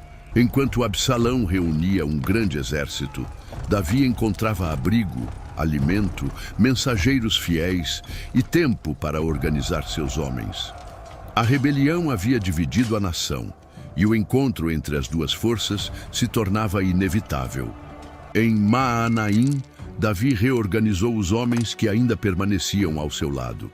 A fuga havia terminado, mas agora ele teria de enfrentar o exército conduzido pelo próprio filho, enquanto tentava preservar ao mesmo tempo o reino de Israel e a vida de Absalão. No capítulo 18 de 2 Samuel, Davi contou os homens que estavam com ele e os dividiu em 3 grupos. Uma parte ficou sob o comando de Joabe, outra sob Abisai, irmão de Joabe, e a terceira foi entregue a Itai, o geteu, o estrangeiro que havia se recusado a abandonar o rei durante a fuga de Jerusalém. Davi declarou que também sairia com as tropas, mas os homens não permitiram. Eles sabiam que o objetivo principal dos rebeldes era alcançar o próprio rei. Se parte do exército fosse perdida, Israel ainda poderia continuar resistindo. Mas se Davi fosse capturado, toda a defesa do reino perderia sua principal referência. O rei aceitou permanecer na cidade junto ao portão, enquanto os soldados saíam em seus grupos. Antes que partissem, Davi deu uma ordem que todos puderam ouvir. Por amor a ele, deveriam tratar Absalão com brandura. Mesmo depois da conspiração, da fuga e da tentativa de tomar o trono, Davi ainda via Absalão como filho. Seus comandantes, porém, enxergavam nele o líder de uma rebelião que ameaçava o reino e a vida de todos os que haviam permanecido fiéis. As forças de Davi encontraram o exército de Israel na região da floresta de Efraim. O terreno difícil, coberto por vegetação e irregularidades, tornou-se um elemento decisivo.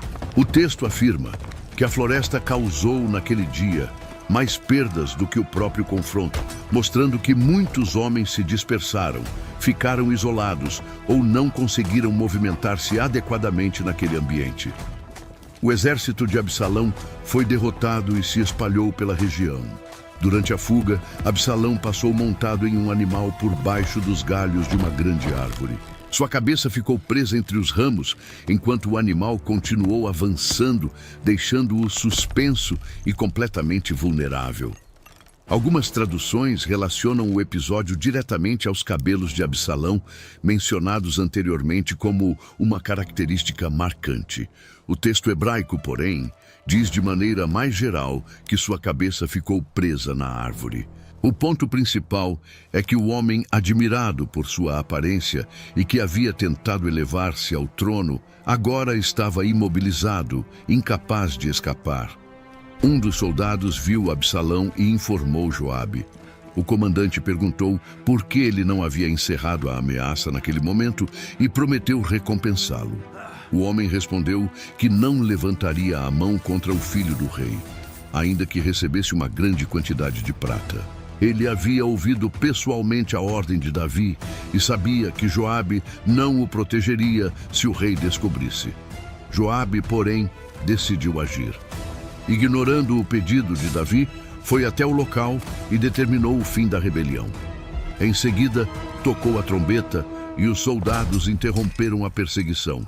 Com Absalão morto, não havia razão para prolongar o confronto. Seus homens retiraram Absalão dali e o sepultaram na floresta, cobrindo o lugar com um grande monte de pedras.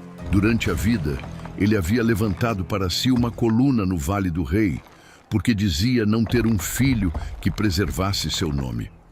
Agora, em vez de assumir o trono, sua história terminava longe de Jerusalém. 2 mensageiros se prepararam para levar a notícia a Davi. Aimaas, filho do sacerdote Zadok, queria correr, mas Joabe inicialmente escolheu outro homem para comunicar o resultado. Depois da insistência, permitiu que Aimaas também partisse. Aimaas chegou primeiro a Maanaim e anunciou que o Senhor havia livrado o rei daqueles que se levantaram contra ele. Davi, porém, não perguntou inicialmente sobre o exército, a cidade ou o trono. Sua primeira preocupação foi saber se Absalão estava bem. Aimaas respondeu de forma indireta, dizendo que havia visto uma grande confusão quando fora enviado. Pouco depois, o segundo mensageiro chegou e anunciou que os inimigos do rei deveriam terminar como aquele jovem. Davi compreendeu imediatamente.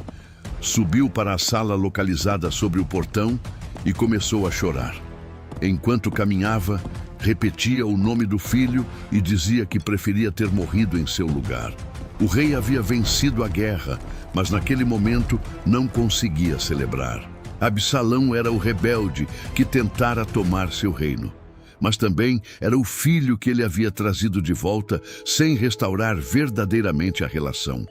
A rebelião estava encerrada, porém Davi agora encarava o resultado de anos de violência, distância e conflitos não resolvidos dentro de sua própria casa. A história avança para o capítulo 19 de 2 Samuel. A notícia do lamento de Davi espalhou-se entre os soldados. A vitória transformou-se em tristeza. E os homens entraram na cidade em silêncio, como se estivessem envergonhados por terem sobrevivido e defendido o rei. Davi permanecia cobrindo o rosto e lamentando por Absalão. Então Joabe entrou em sua presença e o confrontou. Disse que o comportamento do rei humilhava os homens que haviam salvado sua vida, seus filhos, suas mulheres e todo o seu governo. Joabe afirmou que Davi parecia amar aqueles que o odiavam e desprezar os que permaneciam leais. Se Absalão estivesse vivo e todos os soldados estivessem mortos, parecia que o rei estaria mais satisfeito. Por isso, ordenou que Davi se levantasse, fosse até o portão e falasse ao coração dos seus servos. A dor de Davi era verdadeira e profundamente humana, mas ele ainda ocupava o trono. Como pai, tinha o direito de lamentar o filho. Como rei, precisava reconhecer publicamente os homens que haviam arriscado tudo para defendê-lo. Joabe não condenou seu luto, mas mostrou que a dor pessoal não poderia paralisar completamente sua responsabilidade pública. Davi se levantou e tomou seu lugar junto ao portão. Quando o povo soube disso, os soldados compareceram diante dele. O gesto começou a restaurar a ligação entre o rei e aqueles que haviam combatido ao seu lado. Enquanto isso, as tribos de Israel discutiam sobre o retorno de Davi. O povo lembrava que ele os havia livrado de antigos adversários, enquanto Absalão, a quem haviam ungido, estava morto. Mesmo assim, ninguém tomava imediatamente a iniciativa de trazer o rei de volta. Davi enviou uma mensagem aos sacerdotes Zadok e Abiatar, pedindo que falassem aos líderes de Judá. Sua própria tribo não deveria ser a última a reconduzi-lo ao palácio. Ele também prometeu entregar o comando do exército a Amasa, que havia liderado as forças de Absalão, buscando atrair novamente os homens de Judá e reduzir a influência de Joabe. A estratégia funcionou, e o povo de Judá convidou Davi a retornar. O rei chegou ao Jordão, enquanto homens de várias regiões se aproximavam para recebê-lo e ajudá-lo na travessia. Simei, que havia amaldiçoado Davi durante a fuga, foi um dos primeiros a comparecer. Ele se prostrou diante do rei, reconheceu seu pecado e pediu que aquela ofensa não fosse lembrada. Abisai sugeriu que fosse punido, mas Davi recusou. Naquele dia de restauração, ele não permitiria que uma nova morte marcasse sua volta ao trono. Mefibosete também foi ao encontro de Davi. Desde a partida do rei, ele não havia cuidado dos pés, da barba, nem de suas roupas, demonstrando sinais prolongados de tristeza. Quando Davi perguntou por que não o acompanhara, Mefibosete afirmou que Ziba o havia enganado e partido com os animais, deixando-o para trás. Mefibosete declarou que toda a casa de seu avô poderia ter sido considerada inimiga do rei, mas Davi o havia colocado entre aqueles que comiam à sua mesa. O rei decidiu dividir as terras entre ele e Ziba. Mefibosete respondeu que Ziba poderia ficar com tudo, pois para ele bastava saber que Davi estava retornando em segurança. O livro apresenta versões diferentes dadas por Ziba e Mefibosete, mas não informa de forma direta qual delas Davi considerou totalmente verdadeira. A decisão de dividir as propriedades pode revelar prudência diante de informações conflitantes, mas também mostra que a escolha precipitada feita durante a fuga não pôde ser reparada de maneira simples. Barzilai, o homem idoso que havia fornecido mantimentos a Davi em Maanaim, também acompanhou o rei até o Jordão. Davi o convidou para viver em Jerusalém e receber sustento no palácio. Mas Barzilai explicou que já tinha 80 anos e preferia terminar seus dias em sua própria cidade. Em seu lugar, pediu que Quimã atravessasse com o rei. Davi aceitou, beijou Barzilai e o abençoou antes de seguir viagem. A fidelidade daquele homem, demonstrada quando o rei estava cansado e sem recursos, não foi esquecida no momento da restauração. Davi atravessou o Jordão, acompanhado pelo povo de Judá e por parte dos israelitas. Contudo, antes mesmo de chegar novamente a Jerusalém, uma nova discussão surgiu. As demais tribos acusaram Judá de ter conduzido o retorno do rei sem incluí-las nas negociações. Os homens de Judá responderam que Davi pertencia à sua própria tribo e negaram ter recebido qualquer vantagem. Os israelitas argumentaram que representavam 10 partes do reino e, portanto, possuíam ainda mais direitos sobre o rei. A discussão tornou-se intensa e as palavras dos homens de Judá foram mais duras. Davi estava voltando ao trono, mas a nação ainda carregava as divisões que haviam permitido o crescimento da rebelião de Absalão. A vitória havia restaurado o rei, porém não havia curado completamente Israel. Davi atravessava novamente o Jordão e retornava ao trono. Mas a discussão entre Judá e as demais tribos mostrou que a unidade de Israel continuava frágil. Antes mesmo de o rei alcançar plenamente a estabilidade, uma nova voz de rebelião começou a reunir os descontentes. No capítulo 20 de 2 Samuel, um homem chamado Seba, da tribo de Benjamim, aproveitou a tensão entre as tribos.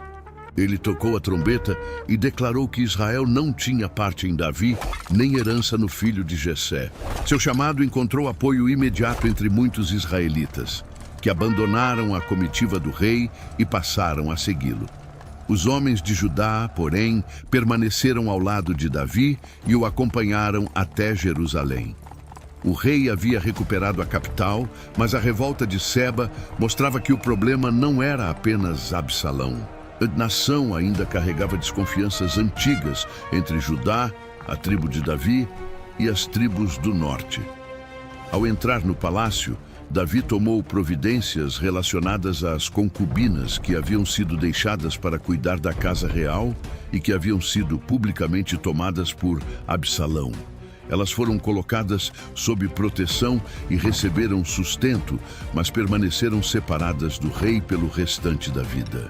Aquela situação continuava lembrando as consequências da rebelião e da palavra anunciada anteriormente pelo profeta Natã.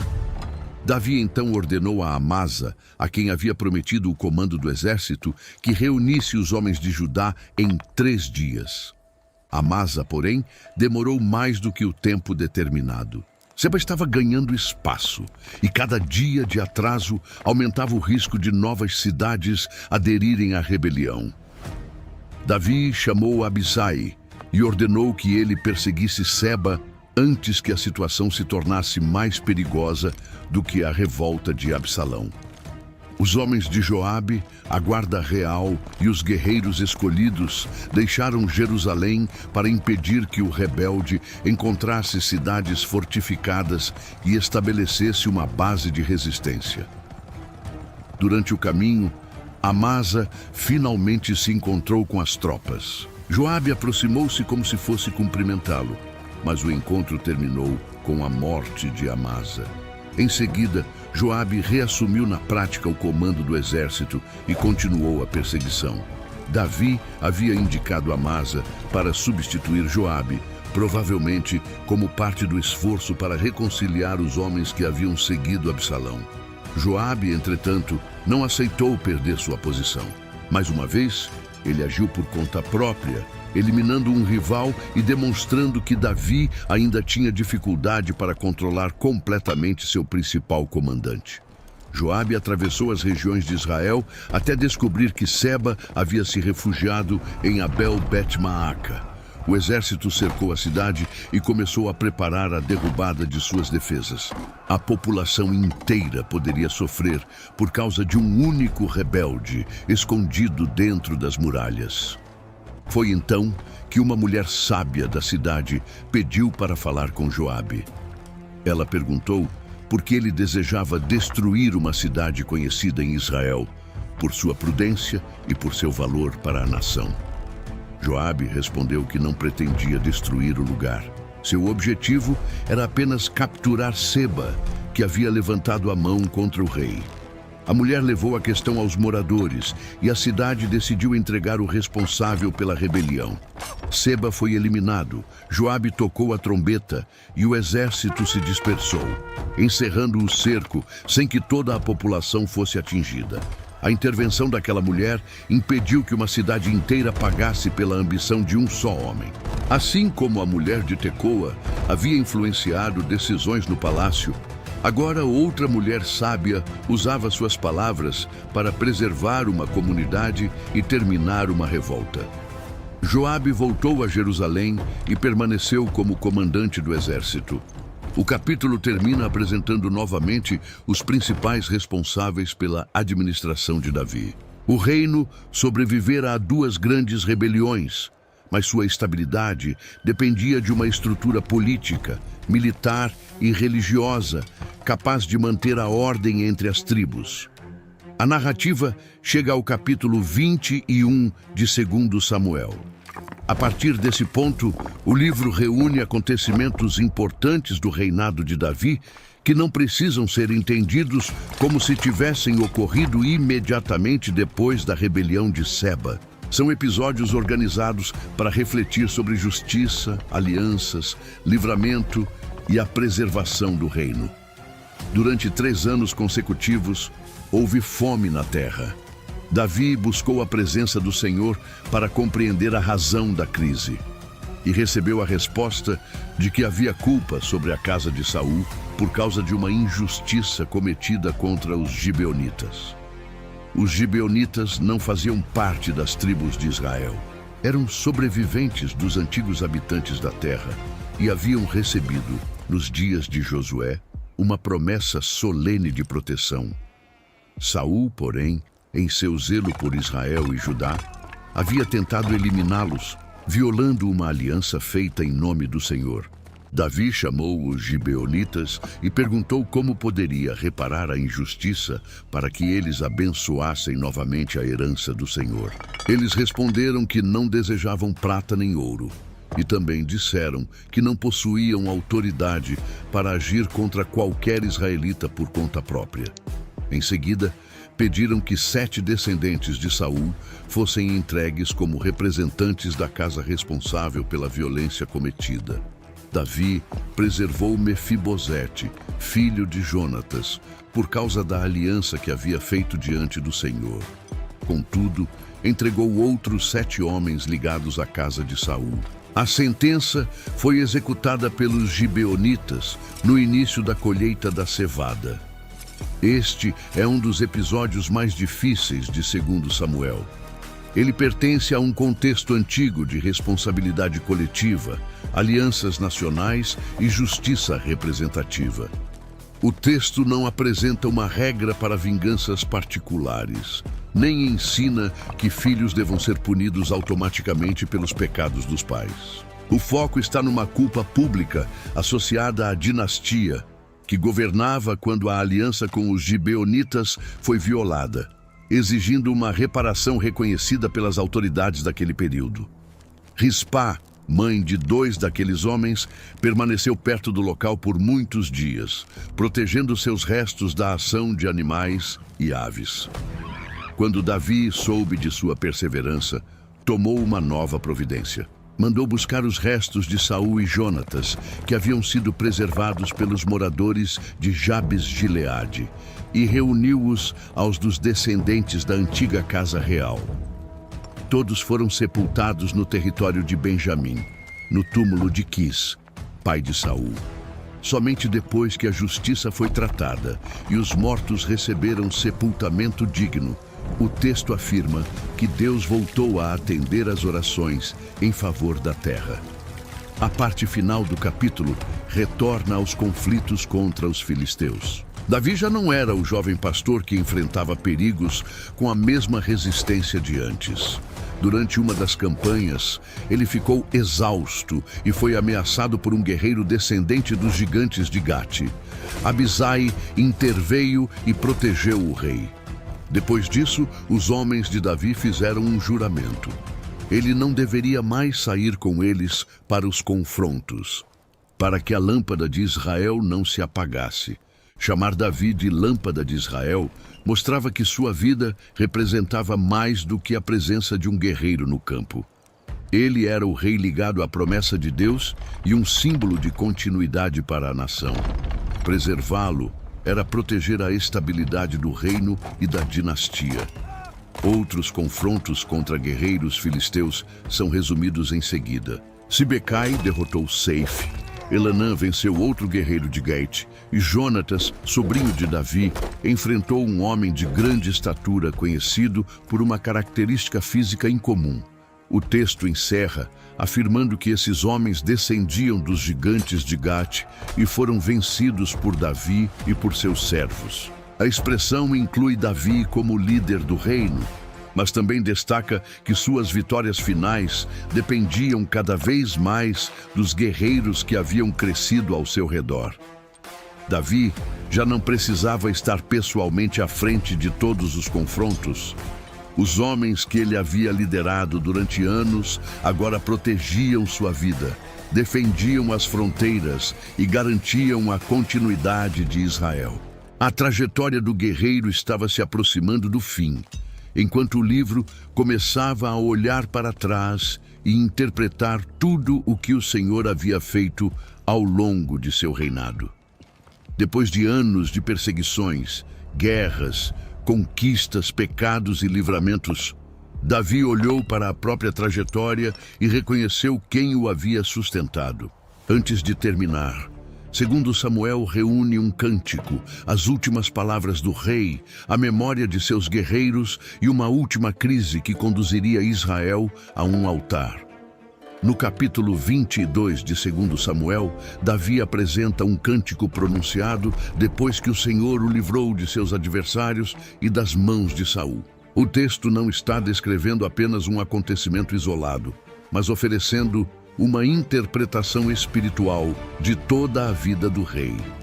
Davi chama o Senhor de rocha, fortaleza, libertador, escudo e alto refúgio.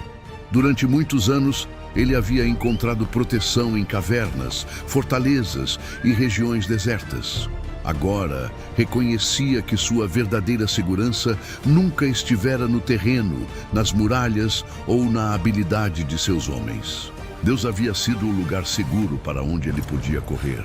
Davi recorda momentos em que se sentiu cercado pela morte e dominado pelo medo. Em sua aflição, clamou ao Senhor, e sua voz chegou à presença de Deus. O cântico, então, descreve o livramento com imagens grandiosas. A terra treme, os céus se inclinam, nuvens cobrem o caminho e o trovão manifesta a voz do Altíssimo. Essas imagens não significam necessariamente que cada livramento tenha sido acompanhado por fenômenos visíveis daquela maneira. Davi utiliza a linguagem da poesia para mostrar que o Deus dos céus interveio em favor de um homem perseguido na terra. O Senhor o alcançou, retirou-o de águas profundas e o livrou de inimigos mais fortes. Davi reconhece que Deus o conduziu a um lugar espaçoso porque se agradou dele. Em seguida, o cântico relaciona o livramento à maneira como Davi havia procurado andar diante do Senhor. Essas palavras não afirmam que ele nunca tenha pecado. O próprio livro já mostrou seus graves erros, especialmente contra Urias e Batseba. Davi está descrevendo sua fidelidade na causa específica das perseguições sofridas, quando foi acusado e caçado por Saul, sem ter tomado o trono pela força. Quando Davi fala de sua justiça e de mãos limpas, ele não está afirmando perfeição absoluta. O cântico celebra o fato de que, durante a perseguição de Saul, ele não praticou a traição da qual era acusado, nem matou o rei para acelerar sua própria ascensão. Segundo Samuel, já deixou claro que Davi também pecou, foi confrontado e precisou do perdão de Deus. Davi prossegue declarando que o Senhor age com misericórdia para com o misericordioso, com integridade para com o íntegro e salva o povo humilde. Deus acende sua lâmpada, ilumina suas trevas e lhe concede força para vencer obstáculos. O rei relembra que foi treinado para os conflitos, sustentado durante as perseguições e colocado sobre as nações ao redor. Seus adversários recuaram. Povos estrangeiros reconheceram sua autoridade e o reino foi consolidado. No final do cântico, Davi não exalta sua própria espada. Ele engrandece o Deus que lhe concedeu livramento e demonstrou misericórdia ao seu ungido, a Davi e a sua descendência para sempre. Assim, o cântico se conecta diretamente à promessa feita no capítulo 7. A história do rei continua ligada à aliança estabelecida com sua casa. A narrativa avança para o capítulo 23 de 2 Samuel. O texto apresenta aquilo que chama de as últimas palavras de Davi. O filho de Jessé, levantado por Deus, ungido como rei e conhecido por seus cânticos, afirma que o Espírito do Senhor falou por meio dele. Davi descreve o governante que exerce justiça e governa no temor de Deus. Esse rei é comparado à luz da manhã, quando o sol nasce sem nuvens, e à claridade que faz brotar a vegetação depois da chuva. Era esse o padrão esperado para o governo em Israel, a autoridade acompanhada de justiça e temor do Senhor. Davi reconhece que Deus havia estabelecido com ele uma aliança permanente, ordenada e segura. Sua esperança final não estava na perfeição de seus filhos, mas na fidelidade de Deus, à palavra que havia pronunciado. Depois das palavras do rei, o livro volta os olhos para seus valentes. O reinado de Davi não havia sido construído por um homem sozinho. Ao seu redor existiam guerreiros que demonstraram coragem, lealdade e disposição para proteger Israel em momentos decisivos. O texto menciona os principais valentes e relembra feitos realizados quando as tropas recuavam, quando campos precisavam ser defendidos e quando os filisteus ameaçavam o povo. Em algumas ocasiões, um pequeno número de homens permaneceu firme quando muitos outros fugiram. Um dos episódios mais marcantes aconteceu quando Davi estava numa fortaleza e desejou beber água do poço que ficava perto da porta de Belém. 3 guerreiros atravessaram as linhas filisteias, retiraram água daquele poço e a levaram ao rei. Ao perceber o risco que aqueles homens haviam enfrentado, Davi recusou-se a beber. Ele derramou a água diante do Senhor e disse que seria como beber o sangue de homens que haviam colocado a própria vida em perigo. Aquilo que poderia parecer um simples copo de água havia se tornado uma expressão de sacrifício e lealdade. Davi não desprezou o presente dos guerreiros. Ao derramar a água diante do Senhor, ele reconheceu que algo obtido com tamanho risco era precioso demais para ser consumido como uma satisfação pessoal. O gesto transformou aquela água em uma oferta de honra a Deus. A lista também menciona Abisai, Benaia e outros homens que serviram em diferentes momentos do reinado. No final, aparece o nome de Urias, o Hitita. Sua presença encerra a lista com uma lembrança desconfortável. Entre os homens leais que ajudaram a construir o reino, estava aquele contra quem Davi havia cometido uma de suas maiores injustiças. A história entra no capítulo 24 de 2 Samuel. Mais uma vez, a ira do Senhor se acendeu contra Israel, e Davi foi levado a ordenar um censo da população militar. Ele mandou Joabe percorrer as tribos, de Dan até Berseba, contando os homens capazes de servir no exército. Joabe questionou a ordem. Ele desejava que o Senhor multiplicasse o povo muitas vezes, mas perguntou por que o rei queria realizar aquela contagem. Davi, porém, manteve sua decisão, e os comandantes partiram por todo o território. Depois de muitos meses, Joabe retornou com os números. Israel e Judá possuíam uma grande quantidade de homens preparados para a guerra. Assim que recebeu o resultado, o coração de Davi o acusou. Ele reconheceu que havia pecado e pediu ao Senhor que removesse sua culpa, porque havia agido de maneira insensata. O texto não afirma diretamente qual foi o aspecto exato que tornou aquele censo pecaminoso. O problema parece estar na motivação de Davi. Orgulho, confiança no poder militar ou desejo de medir a força do reino como se sua segurança dependesse da quantidade de soldados. A contagem em si não era sempre proibida, mas o rei estava colocando sua confiança naquilo que podia controlar e calcular. Na manhã seguinte, o profeta Gade levou a Davi 3 possibilidades de disciplina: anos de fome, meses fugindo de seus adversários ou alguns dias de uma grave praga sobre a terra. Davi ficou profundamente angustiado e escolheu cair nas mãos do Senhor, porque reconhecia que sua misericórdia era grande. A calamidade se espalhou por Israel e muitas vidas foram perdidas. Quando a ação alcançou Jerusalém, o mensageiro do Senhor estava próximo à eira de Araúna, o Jebuseu. Então Deus ordenou que a destruição fosse interrompida. Ao ver o que estava acontecendo, Davi pediu que a responsabilidade recaísse sobre ele e sobre sua própria casa. Reconheceu que havia pecado e perguntou o que aquelas pessoas haviam feito. Gade foi novamente ao encontro do rei e ordenou que ele levantasse um altar ao Senhor na eira de Araúna. Davi subiu conforme a palavra do profeta. Quando Araúna viu o rei chegando, inclinou-se e perguntou por que ele havia ido até ali. Davi respondeu que desejava comprar a eira para construir um altar e para que a calamidade fosse interrompida. Araúna ofereceu gratuitamente o terreno, os animais para o sacrifício e a madeira necessária. Davi, porém, recusou-se a apresentar ao Senhor algo que não lhe custasse nada. Ele comprou a eira e os animais pelo preço determinado. Então, construiu um altar, apresentou holocaustos e ofertas de comunhão. O Senhor respondeu às orações em favor da terra, e a calamidade sobre Israel foi interrompida. Segundo Samuel, termina diante daquele altar. Davi ainda era rei, mas não estava contando soldados, conduzindo exércitos ou sentado em seu palácio. Ele aparecia como um homem arrependido, oferecendo sacrifícios no lugar em que a justiça de Deus havia encontrado misericórdia.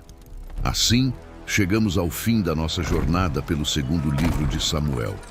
Se você chegou até aqui, eu quero te convidar a marcar este momento de aprendizado e reflexão espiritual. Comente aqui embaixo, não apenas por engajamento, mas como um testemunho sincero daquilo que Deus falou ao seu coração. Escreva assim: eu entendi a mensagem de 2 Samuel. Quero depender da graça de Deus em todas as minhas decisões. Esse comentário não é apenas uma frase.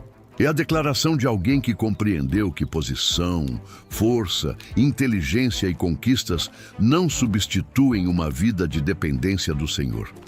Davi chegou ao trono porque Deus cumpriu sua promessa, mas também descobriu que até um rei escolhido precisava vigiar suas escolhas, reconhecer seus pecados e voltar-se para a misericórdia de Deus.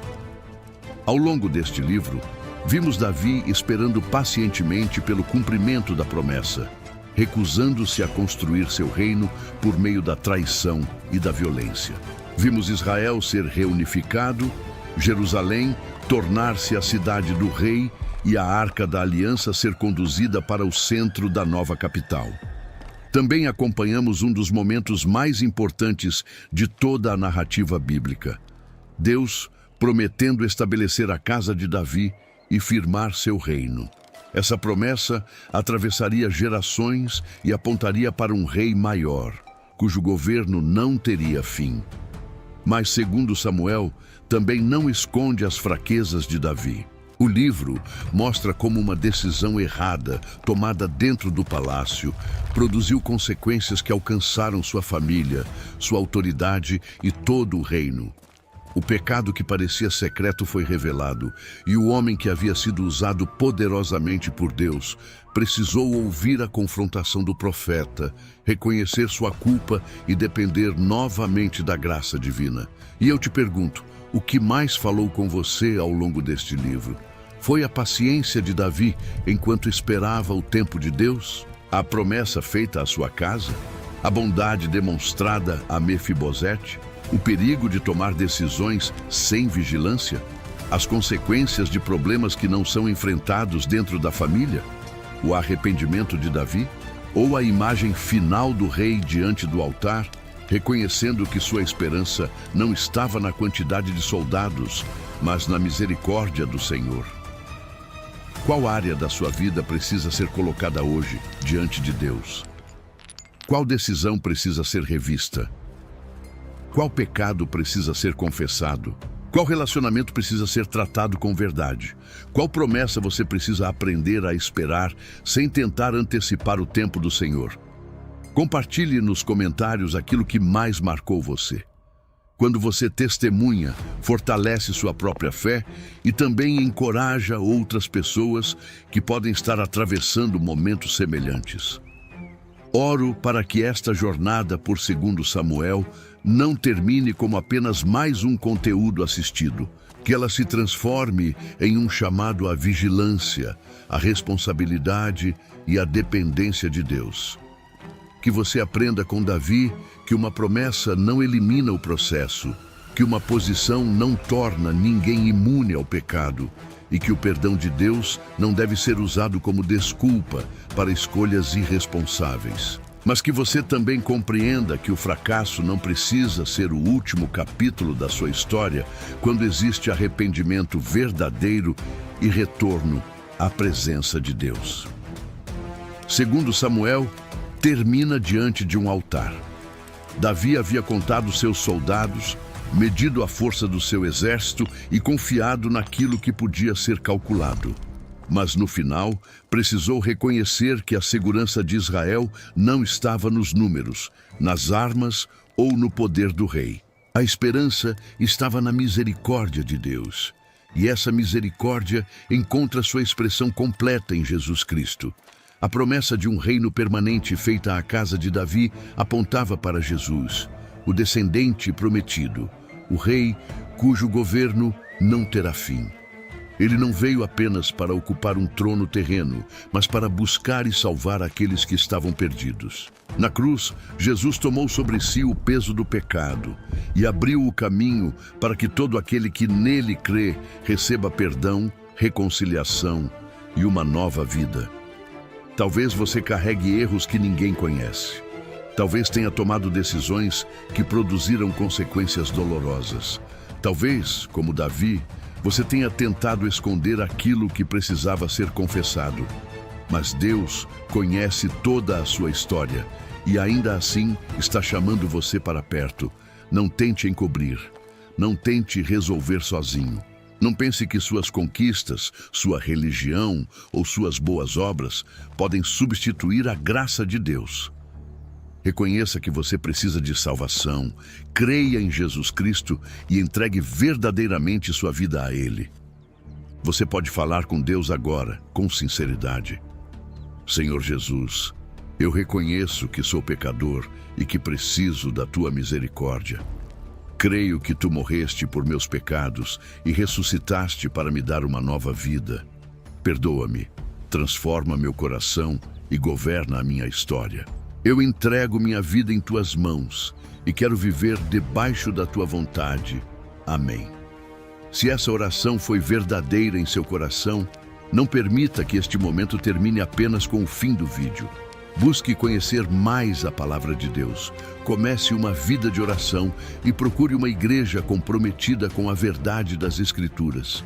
Que o Senhor te abençoe, te guarde, te dê discernimento para suas decisões e te ensine a viver não pela força humana, mas pela graça de Deus. E até o próximo vídeo, se Deus permitir.